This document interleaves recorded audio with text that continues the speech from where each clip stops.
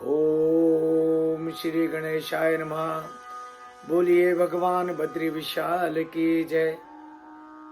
भक्तजनों, आज मैं आपको ब्रज की ओर ले चल रहा हूं गोपी भाव में। ब्रज में ये जो गोपियां थी, यह गोपियां सरल नहीं थी। मैं आपको बताना चाह रहा हूं, ऋषि मुनि देवी देवता हजारों वर्ष भगवान के दर्शन के लिए तप करते रहे, परंतु भगवान का दर्शन नहीं हुआ। तो सभी देवी देवता ऋषि मुनि ब्रह्मा जी के पास गए। ब्रह्मा जी से बोले, हे परमपिता, हम हजारों वर्ष तपस्या करके भी भगवान का दर्शन नहीं पा सके। आप कुछ ऐसा उपाय बताओ कि भगवान का दर्शन कैसे होगा, हमारा मार्गदर्शन करो। ब्रह्मा जी बोले, मैं एक उपाय आपको बताता हूं, उससे भगवान का दर्शन ही नहीं, भगवान का सानिध्य भी प्राप्त होगा। देवता लोग बोले, ऋषि मुनि प्रार्थना करने लगे, हे परमपिता, वह कौन सा उपाय है? तब ब्रह्मा जी ने कहा, हे ऋषि मुनियों, द्वापर में श्री नारायण वृंदावन में कृष्ण बन करके आ रहे हैं, कृष्ण का अवतार लेकर आ रहे हैं। इससे पहले कि भगवान श्री कृष्ण वृंदावन में अवतार लें, आप सभी ऋषि मुनि देवी देवता वृंदावन में जाकर के गोपियां बन जाओ, गोपी बनकर निवास करो।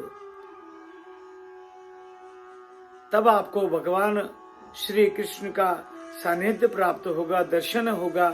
इतना ही नहीं, भगवान श्री कृष्ण आपके साथ नाना प्रकार की लीलाएं करेंगे।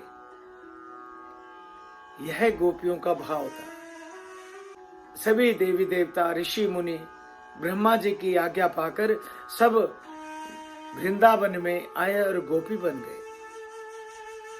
कहते हैं, भगवान श्री कृष्ण 11 वर्ष 56 दिन तक वृंदावन में रहे, गोपियों के संग नाना प्रकार की लीलाएं की। तत्पश्चात वृंदावन को छोड़ करके मथुरा चले गए। मथुरा से भगवान श्री कृष्ण द्वारिका जी चले गए। कहते हैं, जब भगवान श्री कृष्ण द्वारिका चले गए, उसके बाद कभी वृंदावन लौट के नहीं आए। वृंदावन की गोपियां हमेशा अपने कन्हैया को याद करते करते रोती रहती, आंसू बहाती। कुछ समय के बाद सभी को मालूम हुआ कि भगवान श्री कृष्ण सूर्य ग्रहण के दिन कुरुक्षेत्र में आ रहे हैं। सभी नर नारी भक्त भगवान श्री कृष्ण के दर्शन के लिए कुरुक्षेत्र पहुंच गए सूर्य ग्रहण के दिन। इधर वृंदावन की गोपियों ने भी सुना कि भगवान श्री कृष्ण सूर्य ग्रहण के दिन कुरुक्षेत्र आ रहे हैं, तो वो अपने आप को नहीं रोक पाई और सीधा कुरुक्षेत्र में आ गई। जब भगवान श्री कृष्ण का दर्शन हुआ, भगवान श्री कृष्ण ने गोपियों को दर्शन दिए, तो गोपियां फूट फूट के रोने लग गई। कन्हैया कहने लगे, हे गोपियों, अब क्यों रो रही हो? अब तो मैं मिल गया हूं ना। गोपियां इतना सुनकर और रोने लगी और कहने लगी, हे कन्हैया, तुम्हारी बहुत याद आती है। हम तुम्हारी याद करते करते वृंदावन में रोती रहती हैं। कन्हैया कहने लगे, मैं नहीं मानता कि कोई गोपी मुझे याद करती है और मुझे याद करके रोती है। गोपियां कहने लगी, कन्हैया यह बात आप कैसे कह सकते हो कि हम आपको याद नहीं करते। कन्हैया कहने लगे, हे गोपी, मैं तो तब मानता जबकि गोपियां मुझे याद करते करते 2-4 गोपी रोज मर जाया करती, तब मैं समझता कि गोपियां मुझे याद करती हैं। गोपियों ने कन्हैया से कहा, हे कन्हैया, यह तुम कैसे कह सकते हो।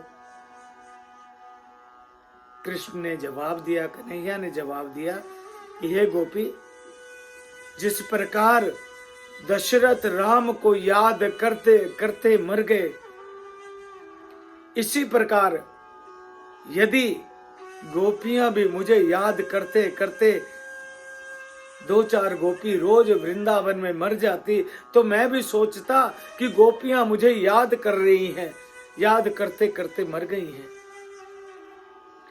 इतना सुनते ही गोपियां और व्याकुल हो गई और कहने लगी, हे कन्हैया, हम मर ही जाते, पूरा वृंदावन खाली हो जाता, रोज गोपियां तुम्हारी याद करते करते मर ही जाती, पूरा वृंदावन खाली हो जाता। पर क्या करें, हम तुम्हारी भागवत कथा का रसपान करते हैं, रोज तुम्हारी भागवत का श्रवण करते हैं, यह भागवत हमें मरने नहीं देती और तुम्हारी याद हमें जीने नहीं देती।